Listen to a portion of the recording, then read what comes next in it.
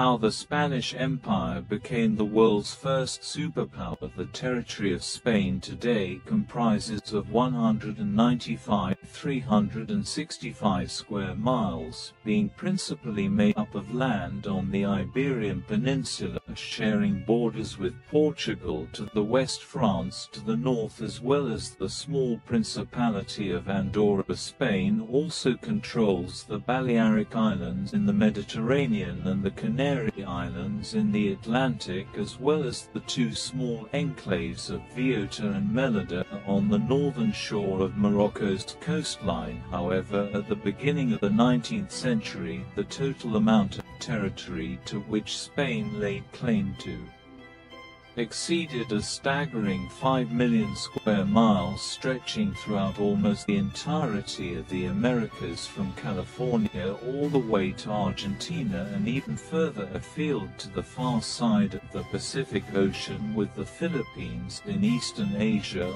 Although this marked the peak of Spain's territorial possessions, many of these lands were brought under Spanish rule in the prior 3 centuries in what was one of the most remarkable and rapid rises to power of any nation in history. This is how Spain became the world's first superpower. Music. In the latter half of the 15th century, Spain did not even formally exist. The Iberian Peninsula at this time was made up of several Christian kingdoms. Chief amongst these were the Kingdom of Castile and the Kingdom of Aragon. Over the previous 7 centuries, both had gradually won back the territory that they had lost to the Moors, the Islamic invaders who came from North Africa and conquered much of Iberia in the early 8th century.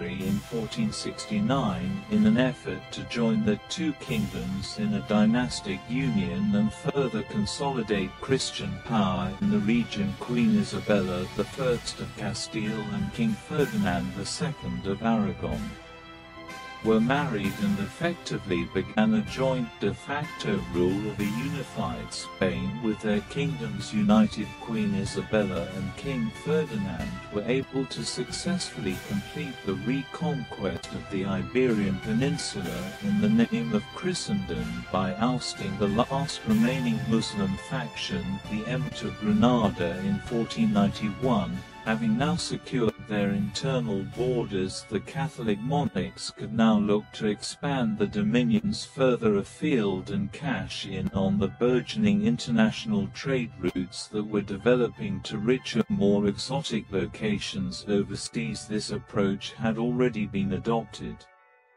by Spain's neighbor Portugal as early as the 1420s. They had explored much of the Atlantic Ocean and African coastline in search of a faster and cheaper sea route to the spice-producing East Indies, which was hoped would allow him to cut out the expensive Venetian and Ottoman middlemen who controlled the trade into Europe from Middle East and via the Mediterranean. It was against this backdrop that a Genoese sailor named Christopher Colombo, or Christopher Columbus as we know him today, arrived in the late 1480s with a proposal to find an alternative sea route to Asia. Being an already well-experienced navigator, Columbus championed a new idea, which was that instead of sailing south and around Africa, one could reach Asia by sailing westward into the Atlantic and circumnavigating the Earth.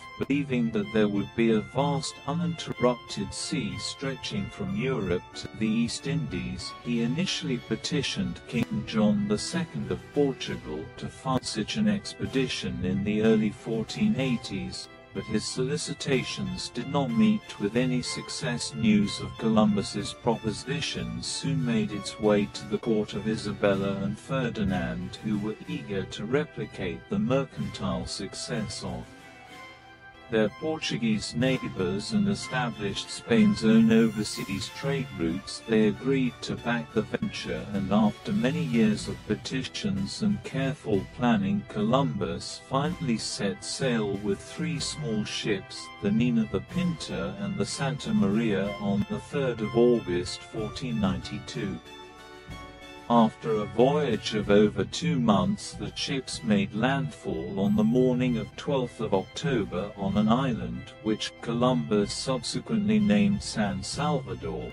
Believing that he had in fact reached the East Indies, he also subsequently named native peoples on this island as Indians. They proceeded to explore further, charting much of the Bahamas, northern Cuba and Hispaniola before returning to Spain in January 1493 with the news that lands yet to be claimed by Europeans had been discovered back in Europe. Isabella and Ferdinand were more than enthused by the discoveries and quickly dispatched Columbus again on a second voyage, this one consisting of 17 ships. He subsequently charted much of the rest of the Caribbean, while a third voyage between 1498 and 1500 resulted in first contact with the mainland of South America. It was at this point that Columbus realized that he had inadvertently discovered an entirely unknown continent in his fourth and final voyage from 1502 onwards. Columbus sailed along much of the coastline of Central America when he died in 1506, possibly somewhat disappointed to have not found his proposed westerly sea route to Asia. He had nevertheless set in motion a series of events that would come to transform the history of the world.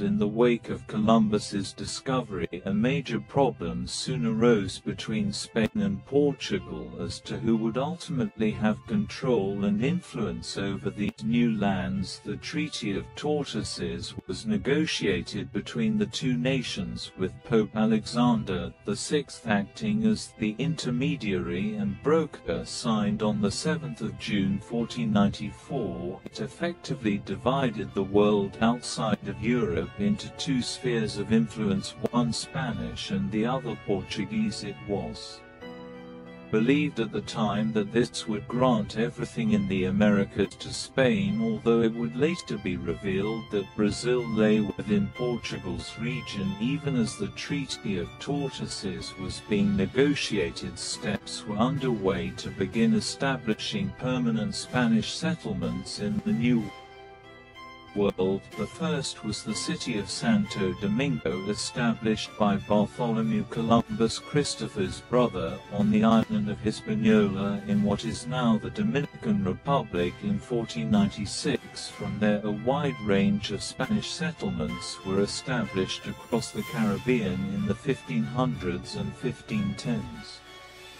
Cuba became the center of the burgeoning Spanish Empire in 1515, following the conquest of the island from the natives and the establishment of Havana. Meanwhile, exploration of the American mainland continued, and in 1513, the explorer Vasco Núñez de Balboa crossed the Isthmus of Panama and became the first ever European to set eyes on the Pacific Ocean. The development of the Spanish presence in the Caribbean was just a stepping stone towards a greater imperial drive. The centers of Native American civilization lay on the mainland, particularly in Central America, where peoples such as the Maya and the Olmecs had developed advanced civilizations over thousands of years. By the time the Spanish arrived, the preeminent native power was the Aztec Empire, which ruled much of what is now modern-day Mexico from their capital of Tenochtitlan, a vast city built on a lake and approachable only by huge man-made causeways. The Spanish at first began by exploring the Yucatan Peninsula in 1517.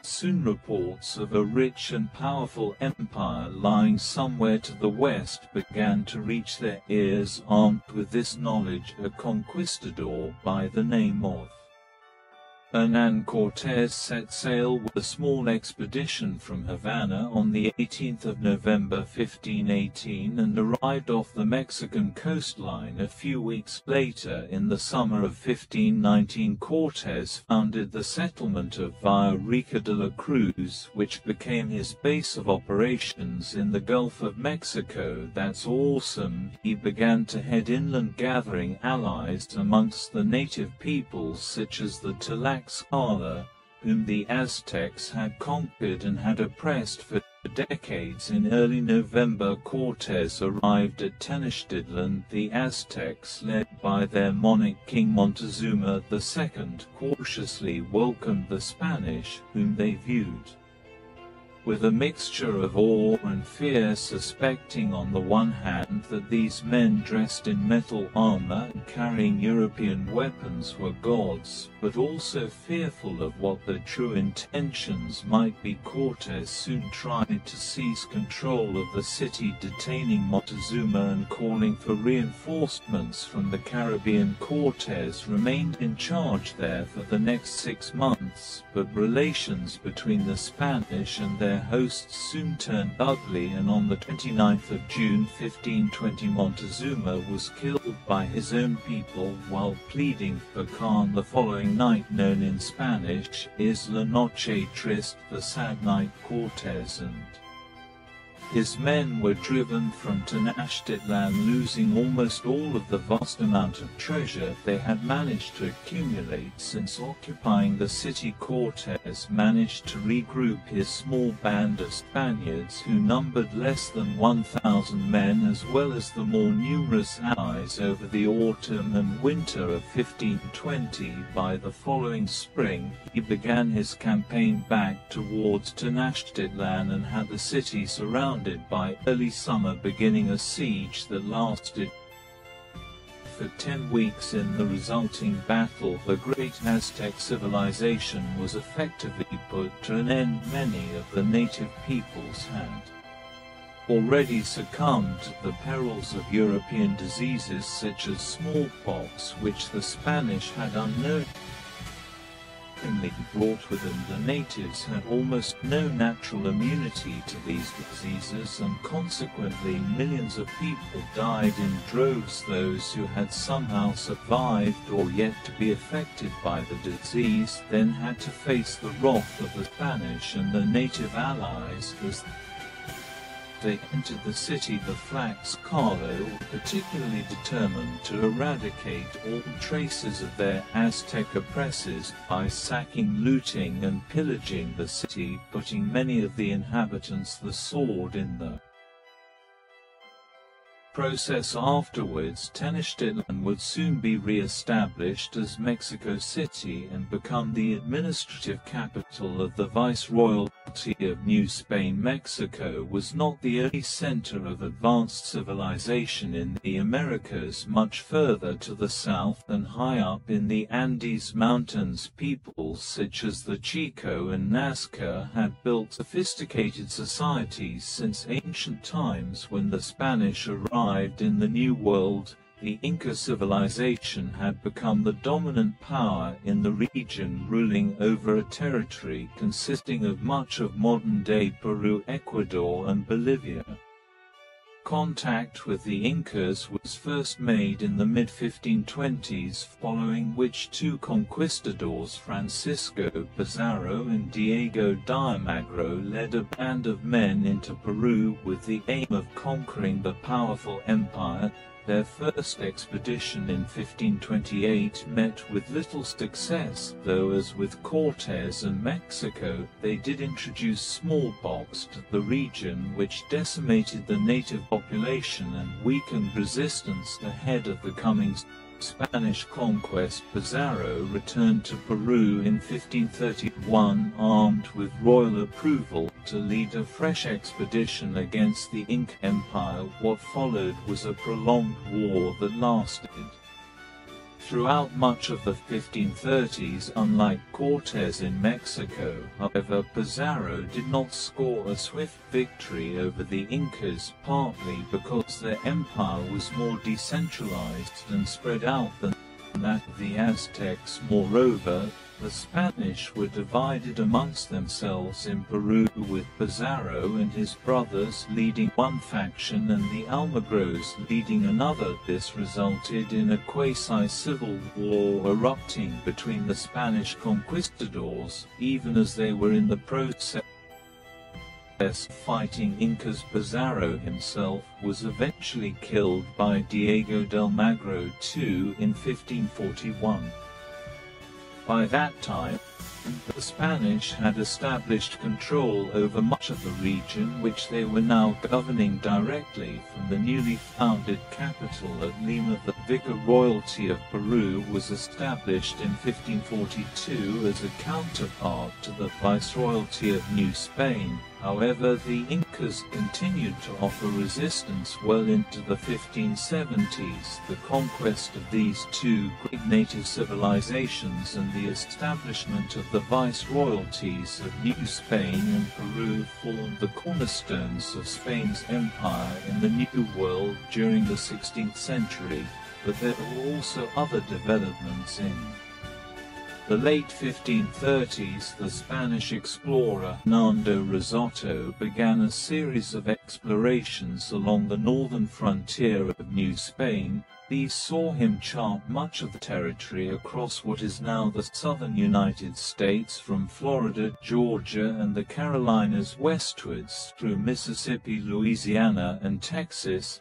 There were advanced civilizations here, also mound-building cultures living in considerable towns and cities like Etowah and Cahokia. However, while De Soto was able to bring back information on these regions, no determined efforts were made by the Spanish to colonize these regions for many years, except for some tentative settlements along the coastline of Florida and in southern Texas. Quite simply, there was better, more readily available land closer to Mexico City and other core parts of the Spanish Empire to settle first. Meanwhile, far to the south, Juan Diaz de Solis had become the first Spanish explorer to chart the mouth of the Rio de la Plata around what is modern-day Argentina and Uruguay in 1516. Another explorer, Pedro de Mendoza, led an expedition here 20 years later and established the settlement of Buenos Aires on the 2nd of February 1536. Although, like in North America, large parts of Argentina and neighboring Chile would remain virtually untouched by the Spanish for many decades to come, Spanish expansion across the Americas was a gradual process and centered mainly on the regions of Mexico and Peru. While all of this was occurring in the Americas, there was also a Spanish colony being established far across the Pacific Ocean when Ferdinand Magellan undertook his circumnavigation of the globe. Between 1519 and 1522, he discovered an archipelago of islands in eastern Asia that lay within Portugal's side of the boundary determined by the Treaty of Tordesillas. Despite being west of the line for the territory to be claimed by Spain, further explorations of these islands were undertaken in the 1540s, during which they were named Las Islas Filipinas, or the Islands of Philip, in honor of Prince Philip, the heir to the Spanish throne. It was only after he had been crowned as King Philip II in 1556 that a military expedition was finally sent to the Philippines to establish a Spanish colony there in the mid-1560s. The northern island of Luzon, the largest in the archipelago, was quickly conquered, and the city of Manila was founded in 1571.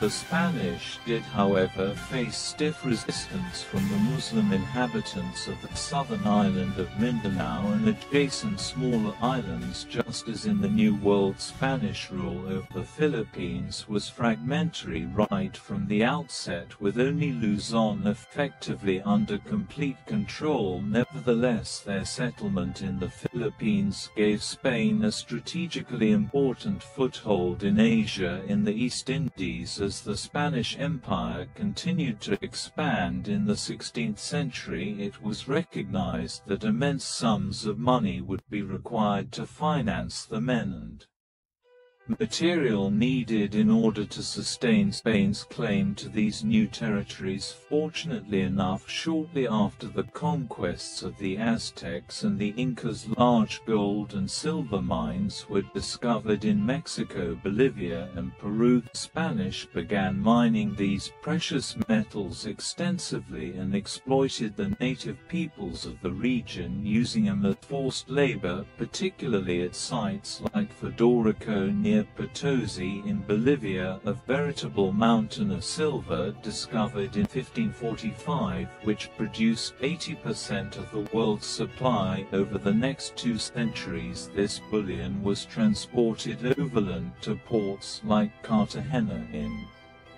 Colombia and then brought together in an annual treasure fleet which was sent back to Spain. So vast was the amount of gold and silver flooding into Spain's coffers that it caused a massive period of global inflation called the Price Revolution in the second half of the 16th century. As more and more Spaniards continued to arrive in the colonies, a complex society was beginning to emerge across the Spanish Empire. Most of those who set off from Spain for the New World in the 16th century were single men, often the younger sons of Spanish nobility seeking prosperity in the Americas. Conversely, very few women left Spain in this way, and so many of the Spanish men arriving in Mexico, Peru, and other regions married native women. As a result, a mixed race or mestizo population soon began to emerge across the empire. This was characterized by the dominance of Spanish as the spoken language and the prevalence of Catholicism in all aspects of colonial life. In addition to more Europeans coming to the Americas from the late 16th century onwards, an increasingly common sight was the arrival of slaves from Western Africa, particularly into the Caribbean, where the prosperous sugar plantations required many workers. Despite the seemingly never-ending supply of treasure being extracted from the colonies by the beginning of the 17th century, there was already a decline in the amount of gold and silver arriving back in Spain. Moreover, the Spanish government was spending so much of this money on its wars in Europe that King Philip II had to declare bankruptcy 4 times during his reign. It was this poor governance and the diminishing supply of gold and silver from the New World which would ultimately lead to the beginning of the decline of the Spanish Empire. By this point, the Spanish conquests and territorial expansion in Americas had largely stopped, as there were no more major civilizations like those of the Aztecs or the Incas to subjugate. More importantly, however, it was the French, Dutch, and English had begun to occupy much of the land across North America that had been claimed by Spain, but had thus far been neglected to settle and colonize it properly. These 3 powers also began to threaten the Spanish dominance of the Caribbean during this time, as they fought for possession of many of the islands. England, for instance, wrestled control of Jamaica from Spain during the Anglo-Spanish War of 1654 to 1660. All of this was symptomatic of the growing stagnation of the Spanish Empire in the 17th century. By the turn of the 18th century, Spanish colonial society had matured to the extent that there were now settlements across the vast swathe of land from northern Mexico all the way to Chile and Argentina. Some regions remained largely unexplored, notably the arid Atacama Desert high up in the Andes, as well as the dense disease-ridden jungles of Guyana. These would continue to remain largely uninhabited by the Spanish. However, 2 areas which were experiencing increasing Interests during the second half of the 18th century were California and Texas. In particular, the southwest of California was being explored by the Franciscan missionary Juniper Serra and his followers from the late 1760s onwards. Over the course of the next decade, they would establish a dozen missionary settlements along the coastline of California, which would later serve as the founding of the cities of San Diego, Los Angeles, and San Francisco. Meanwhile, in the more established centers of Spanish colonial rule such as Mexico City, Lima, Buenos Aires, and Santiago, there were growing divisions. There were effectively three classes of individuals living here by the 18th century. The peninsulares were administrators and newcomers to the Americas who had been born in Spain. Creoles were people of Spanish descent who were born in the New World, but to parents of exclusively Spanish heritage. Finally, there were the mestizos, people born in the Americas to a mix of Spanish and native ancestors. These varied groups were developing different allegiances to Spain, with mainly the Creoles and the mestizos increasingly believing that the colonies would be better off ruling themselves. Even though the Spanish Empire had clearly stagnated by the end of the 18th century, it had not yet collapsed. It would be events in Europe, however, that would ultimately determine the fate of Spain's empire. By 1808, Napoleon Bonaparte, the Emperor of France, had decided to take direct control over Spain and install his brother Joseph as its king. This triggered a series of uprisings across South and Central America led by figures like José de San Martin in Argentina, Bernardo Higgins in Chile, Simon Bolivar in Venezuela and Colombia, as well as Miguel Hidalgo in Mexico. Between 1808 and 1810, a series of wars of independence broke out across all of these regions, with colonial nationalists seeking to use the opportunity created by France's occupation of Spain as a means of throwing off Spanish power in South and Central America altogether. They were, however, opposed by royalist and pro-Spanish elements within each of these countries, particularly by the peninsulares. Thus, these wars of independence became long protracted affairs which dragged on throughout the 1810s. Furthermore, once the legitimate King Ferdinand VII